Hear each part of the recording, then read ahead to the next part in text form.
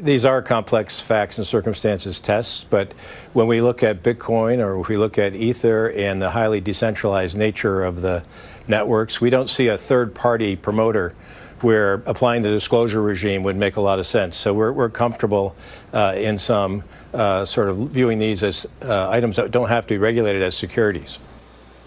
Now, regarding ICOs or initial coin offerings, Hinman said the SEC would apply the same test. And while many ICOs are clearly designed to make a profit, others, he said, are not.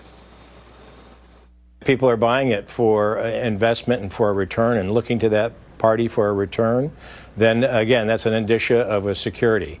If you have, on the other hand, a token that's just used in the network for a good or service, and that's why people are buying it, and that service is available and up and running, not under development, then you may not have a security.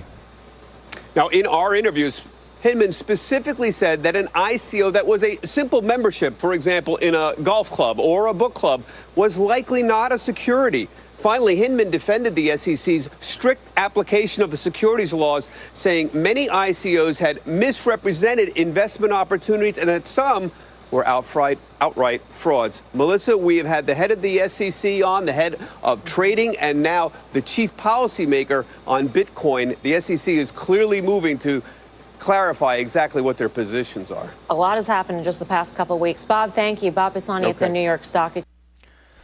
So like I said, it's great that the SEC is finally stepping up to the plate. I feel like they should have done this way sooner to clarify and to help foster innovation and crypto growth, but it's better late than never. So I'm glad that they're doing this, and hopefully, like I said, with time, they're going to have clear regulations so that institutional investors can come in and hopefully help raise this market, since we have been in a bear market for the last 3 months. And I am hoping, like I said, there's been other content I've shared that sometimes hints that we might still be in a bear market till October, and then hopefully around October, November is where we finally get some growth and get out of this bear market. But in reality, the thing I'm looking for is that crypto ETF to be released, and if it does, I do feel like prices will move up heavily, but it just doesn't have to be the US. I do feel like there's other nations that are also going through regulation issues, and as soon as we have more clear regulations for the crypto space, I do see the market growing considerably, and I see investments pouring into this space, especially if the global economy starts to have hiccups from all this credit bubble and all this central banker debt. So only time will tell. Let me know your thoughts and what you guys think, and I will talk to you guys soon.